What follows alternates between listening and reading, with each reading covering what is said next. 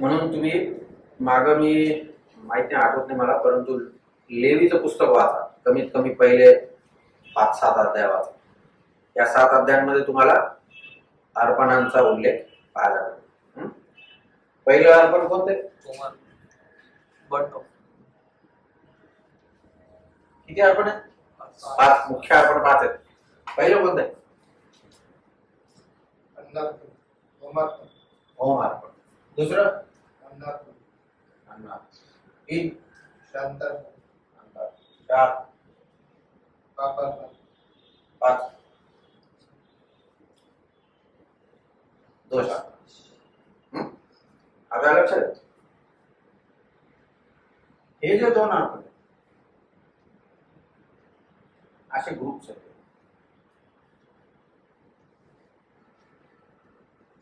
हे 2 अर्पण आहेत, हे these are related to God.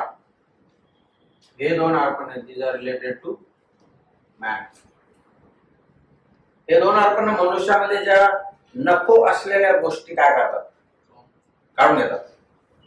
हे 2 अर्पण ज्या गोष्टींची गरज आहे त्याची काय करतात? भरपाई करतात. ठीक आहे.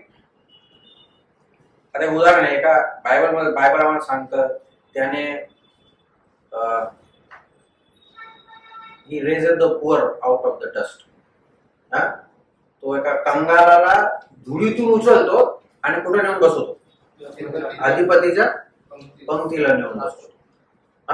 आता हे काम करत असताना त्या धुळीतून ज्याला उचलायचंय त्याला डायरेक्ट सुटबुट घालता येतो. मग काय करावं लागतं? साफसूफ करावं लागेल, आंघोळ पांघोळ, कटिंग वगैरे, शेविंग वगैरे करावं लागेल, है ना. त्यावेळेस ज्या गोष्टी पाहिजे त्या देता येतील, जोपर्यंत ह्या काढता येत नाही. मग हे अर्पण पहिले पाहिजे होते ना. तुम्ही बघा लेवीचं पुस्तक, कोणत्या अर्पणाने सुरू होते? इथून नाही सुरू होत, इथून सुरू होतं. का?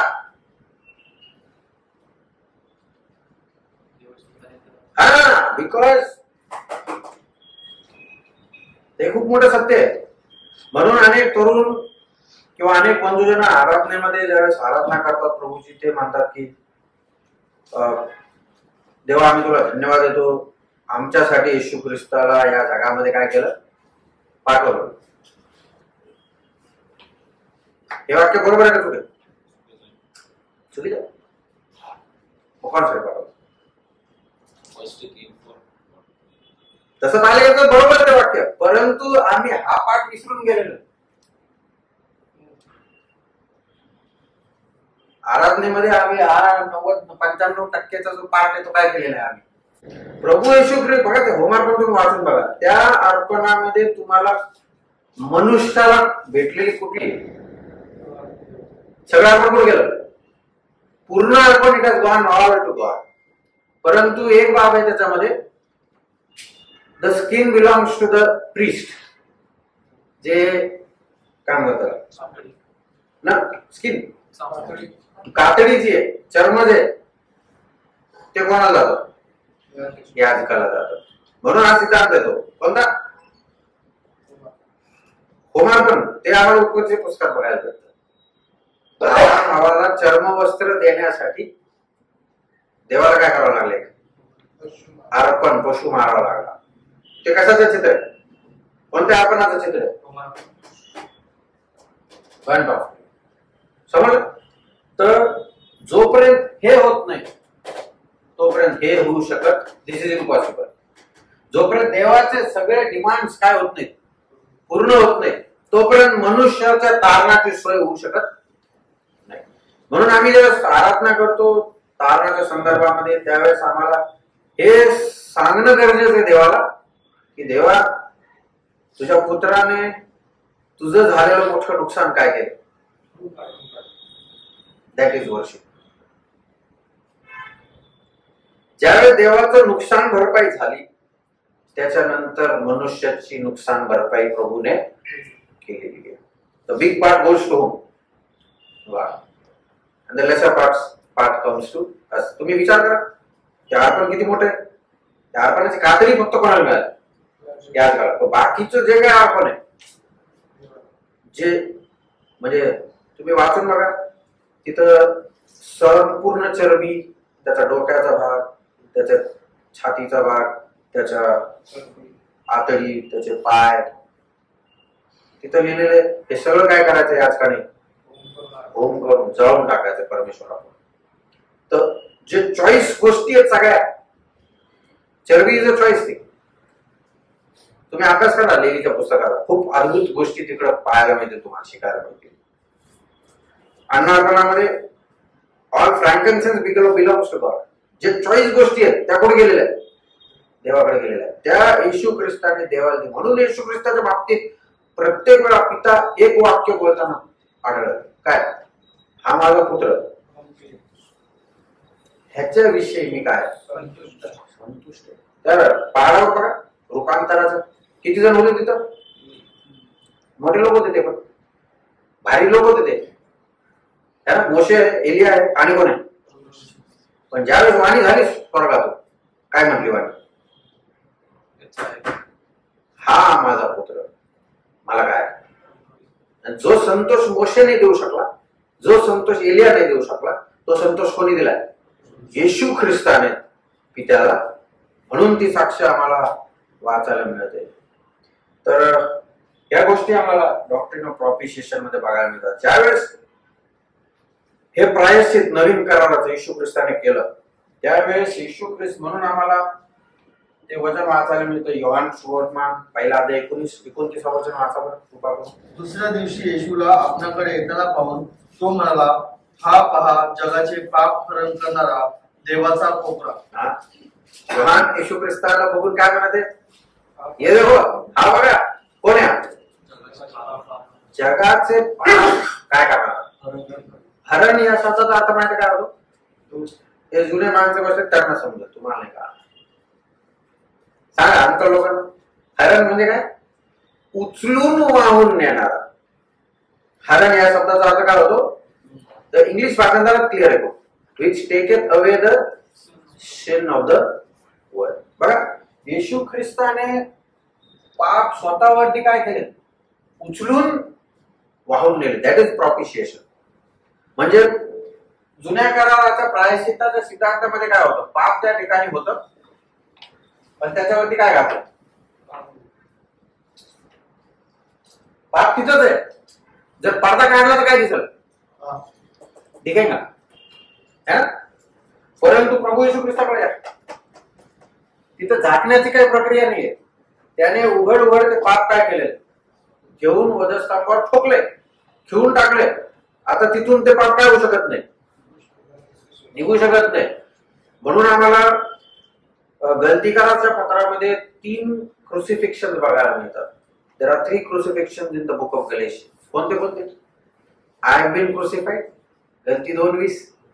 मी वधस्तंभावर काय खेळलेला आहे. 5व्या अध्यायात बघा, तो म्हणतो जग माझ्यासाठी वधस्तंभावर खेळले. 6व्या अध्यायात तो म्हणतो माझे वासना, माझे शरीर हे वधस्तंभावर काय झाले? दुर्वासनेसहित त्याला काय करून टाकले? खेळून टाकले. म्हणजे नो चान्स ॲट ऑल. एक उदाहरण देतो बघा. असं ज्यावेळेस मी लहान होतो त्यावेळेस मला वडिलांच्या खिशातून पैसे काढण्याची काय होती? सवय होती. डॅडीचे कपडे लटकले तिकडं, हळूच जायचं, खिशात हात घालायचा, 1 रुपयाचा कॉईन काढून जाऊन चॉकलेट जे काय वाट लावायची त्याची वाट लावून टाकायची 1 रुपयाची. आणि सुरुवातीला मग वडिलांना समजलं नाही असं असं चालू आहे म्हणून. नंतर काही दिवसांनी समजलं हा मुलगा काय करत आहे, माझ्या खिशातले पैसे काढत. मग डॅडी काय करत, तर शर्ट तिकडून घेतला, कपाटात लावला. पण कपाट उघडे. मग मला समजलं कपडे इकडे नाही, कपडे कुठे जातात? कपाटात. मग मी कपाट हळूच उघडून काय करायला लागलो? तिकडून काढायला लागलो. मग वडिलांना समजलं हा थांबत नाही हे केलं करून सुद्धा, आता मलाच काहीतरी करावं लागलं. आता डॅडीने काय केलं, सगळे पैसे पाकिटात घातले, कपाट उघडलं, सेफ उघडलं, त्या सेफच्या आत ऑलरेडी बारकं सेफ असतं ते उघडलं, हे पाकिट तिकडं आतमध्ये घातलं, ते बारकं सेफ बंद केलं, त्याच्यावरचं सेफ बंद केलं, कपाट बंद केलं, त्याची चावी लॉक केली आणि चावी कुठं टाकली, बाहेर टाकली. आप कर सकता का? हम नहीं कर सकता. ही गोष्ट घडलेली आहे या वधस्तंभाच्या कार्यावर. हे विश्वासणाऱ्यांना तुम्हाला मला समजणं गरजेची गोष्ट आहे. आमचं सगळ्यांचं पाप येशू ख्रिस्तांनी घेऊन वधस्तंभावर काय करून टाकलंय, ठोकले. ते काढता निघत नाही, आता ते निघू शकत नाही त्यात. म्हणून आमचं आणि पापाचं काय नाही, आता अजिबात संबंध राहिलेला नाही. दिस इज कॉल्ड प्रॉफिशिएशन. येशू ख्रिस्ताने पाप हे सगळं उचललंय. नाव देश नथिंग.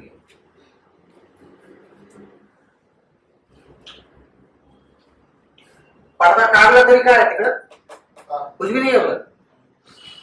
अहो घेतला ना येशू ख्रिस्ताने, है ना. आता इकडे काहीच नाहीये. That is justification. आमची पार्टी काय झालेली आहे सगळी.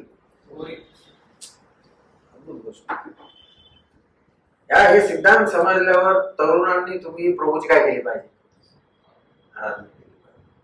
तुम्ही तरुणांनी हे निश्चय केला पाहिजे, एक सुद्धा प्रभूवर सोडणार. 6 दिवस दिले प्रभूने तुम्हाला.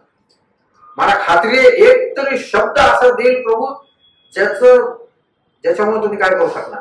येशू ख्रिस्ताची करता का रेग्युलर आराधना. सुधीर लास्ट टाइम आराधना कब किया था? Very good. आपने क्यों, एक क्या क्यों हुआ? तू कधी केली, तुमने कब किया? Very good. एक सुद्धा रविवार काय करायचं नाही. अहो सुटू देऊ नका, हाकच होत जातो उसके पीछे, किरण के पीछे. अच्छा और है ना भाई, आपने कब किया था? तेच है आराधना. इधर आना आराधना नहीं है. फॉर योर काइंड इंफॉर्मेशन, इधर आके बात करना आराधना नहीं है. आराधना क्या है? खड़े रह के यीशु मसीह के बारे में 2 अच्छे शब्द बोल के बैठ जाना. That is worship. आपने कब किया था भाई? नहीं किया. करना चालू करो. किया था ना. Very good. अशा अनेक जण आहेत, तारण होऊन किती वर्ष झाले, पण ख्रिस्ताच्या बाबतीत त्यांना बोलण्यासाठी एक सुद्धा शब्द नाही. दुःखाची गोष्ट. एवढे मोठे मोठे सिद्धांत आम्हाला आराधना करण्यासाठी काय करतात, प्रोत्साहन देतात. अशा प्रकारे आम्हाला हे पाहायला मिळतं की दावीद ही गोष्ट या ठिकाणी त्याला समजलेली की त्याच्या पापावर काय घातले. हा सिद्धांत देतो. जुन्या करारामध्ये प्रायश्चित, नवीन करारामध्ये पण प्रायश्चितच शब्द आहे, पण इंग्लिशमध्ये ते फार स्पष्ट क्लिअर झालेलं आहे. जुन्या कराराचं प्रायश्चित पांघरून घालणं, नवीन कराराचं प्रायश्चित काय, तिथं पांघरून निघून काय, तिथं पापाचं लवलेशच नाहीये. पुढे जाऊया. सुनतेचा प्रश्न त्या ठिकाणी तुमच्या नोट्स मध्ये वाचायला मिळेल. पण सुनता ही तारणासाठी आवश्यक आहे असं जुना करार शिकवित नाही का, काही जण असा प्रश्न विचारतात. म्हणून तो प्रश्न पहिल्या मंडळीमध्ये उद्भवला होता. कोणता प्रश्न? सुनतेचा. तुमचं तारण झाले ठीक आहे, पण मोशेच्या नियमशास्त्रात काय दिले? सुनता पण झाली पाहिजे. म्हणजे तर बघूया काय सिद्धांत आहे. 2 महत्वाच्या गोष्टी शिकवत होतो, तारण आणि पवित्रीकरण किंवा वेगळेपणा. Salvation and sanctification. तर हे 2 सिद्धांत आम्हाला निवास मंडपामध्ये देखील बघायला मिळतात. ठीक आहे, हे तुम्हाला लक्षात राहावं म्हणून असं चित्र काढले. वधस्तंभाचा आणि याचा काही खास संबंध नाही. ठीक. बघा, सगळ्यात पहिले ज्यावेळेस आम्ही निवास मंडपाकडे बघतो दरवाजामध्ये निवास मंडपाच्या गेट मध्ये ज्यावेळेस आम्ही येतो, इकडे गेट आहे, इथं आल्याबरोबर सगळ्यात पहिलं फर्निचर काय माहिती काय? वेदी. त्याला होम वेदी म्हटलेलं आहे. ठीक आहे, हे पहिलं फर्निचर. दुसरं काय? गंगा. गंगा. तिसरं दीपवृक्ष. 4 नंबर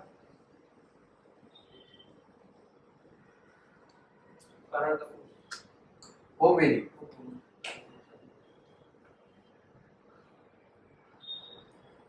5 नंबर भाकरीचा मेज.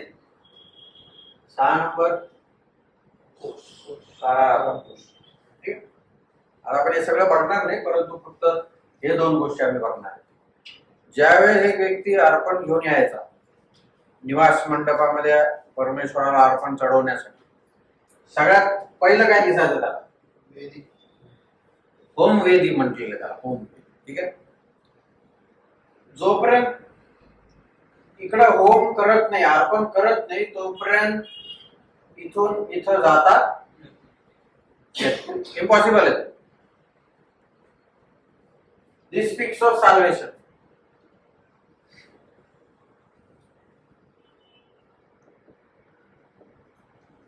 ही होम वेदी कशाचं चित्र आहे? तारणाचं चित्र आहे. येशू ख्रिस्ताचं अर्पणाचं चित्र आहे. जोपर्यंत एक व्यक्ती ह्या अर्पणावर विश्वास ठेवत नाही, तोपर्यंत तो आतमध्ये जाऊ शकत किंवा पुढच्या फर्निचर कडे तो जाऊ शकत नाही. हे काय? काय बोलूया? स्वच्छतेसाठी. ज्यावेळेस एक याजक या ठिकाणी अर्पण करणार, त्यावेळेस पुढची सेवा करण्याच्या अगोदर तो कुठे जाणार आहे? या गंगाळाकडे जाऊन काय करणार आहे? स्वच्छ होणार आहे. ठीक आहे. This speaks of सायंटिफिकेशन.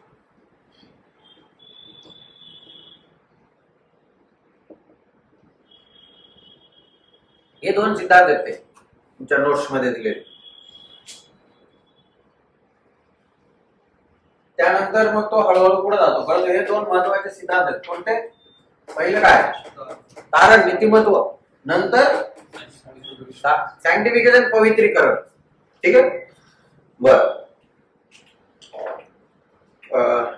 आता पुढच्या मुद्द्याकडे जाऊया. हा मुद्दा आम्ही सुनतेच्या संदर्भात शिकलो. सुनता ही अब्राहमाला खून दिली होती नीतिमत्व मिळवल्यानंतर. आणि ही खून कशासाठी होती? जेणेकरून इस्रायल लोक किंवा त्याची प्रजा इतर राष्ट्रांपेक्षा कशी राहणार? अलग, वेगळी. त्या प्रकारे तुम्हाला मला पण वेगळेपणाचं जीवन जगणं आवश्यक आहे. पुढचा मुद्दा बघूया. नियमशास्त्राचा प्रश्न या ठिकाणी उद्भवला आहे. रोमकरास पत्र त्याचा 4था अध्याय 13 वचनापासून तर 16 वचनापर्यंत. रोमकरास पत्र 4था अध्याय 13 ते 16. कारण तू जगाचा वारिस होशील हे अभिवचन अब्रामाला किंवा त्याच्या संततीला नियमशास्त्राच्या द्वारे नव्हे, तर विश्वासामुळे प्राप्त होणाऱ्या नीतिमत्वाच्या द्वारे होते. कारण जे नियमशास्त्राचे आहेत ते जर वारिस होतात, तर विश्वास निरर्थक झाला आहे आणि अभिवचन व्यर्थ झाले आहे. कारण नियमशास्त्र क्रोधाला कारणीभूत होते, परंतु जेथे नियमशास्त्र नाही तेथे उल्लंघनही नाही. या कारणास्तव ते अभिवचन कृपेच्या योगाने असावे, म्हणून ते विश्वासाने आहे, अशासाठी की ते अवघ्या संततीला म्हणजे जे नियमशास्त्राचे आहेत त्यांनाच केवळ नव्हे, तर आपल्या सर्वांचा बाप जो अब्राम त्याचा जो विश्वास होता त्याला अनुसरून जे चालतात त्यांनाही निश्चित व्हावे. या शास्त्र भागामध्ये नियमशास्त्राच्या बाबतीत काहीतरी पाऊल सांगत आहे. काय सांगत आहे? नियमशास्त्राचे पालन हे नीतिमत्वाशी कुठेतरी संबंधित आहे का? नियमशास्त्राचा आणि नीतिमत्वाचा कुठंच संबंध येत नाही, नक्कीच नाही. नीतिमत्व हे कृपेने आहे, नियमशास्त्राद्वारे नाही. हे पहिल्यापासून आम्ही हेच गोष्ट शिकत आहे. नियमशास्त्र आणि नीतिमत्व याचा काय खास संबंध नाही. नीतिमत्व कशासाठी देण्यात आलं होतं हे पुढच्या भागामध्ये तो आम्हाला सांगतोय. परंतु आता जेव्हा देवाने अब्रामाला वचन दिले की तू जगाचा वारीस होशील, ते अभिवचन नियमशास्त्राच्या पालनाद्वारे नव्हतं. अब्रामाला जे अभिवचन दिलं, तू जगाचा काय बनशील, बनणारच, वारीस बनणारच. तर हे अभिवचन नियमशास्त्र पालन केल्यामुळे नव्हतं. नियमशास्त्र येण्याच्या अगोदर हे अभिवचन त्याला मिळाले. बर, म्हणून अभिवचनासोबत देवाने कुठली अट ठेवलेली नव्हती. तारणासंदर्भात तीच गोष्ट, तारणासाठी सुद्धा कुठल्या प्रकारची अट देवाने ठेवलेली आहे हे आम्हाला पाहायला शिकायला मिळत नाही.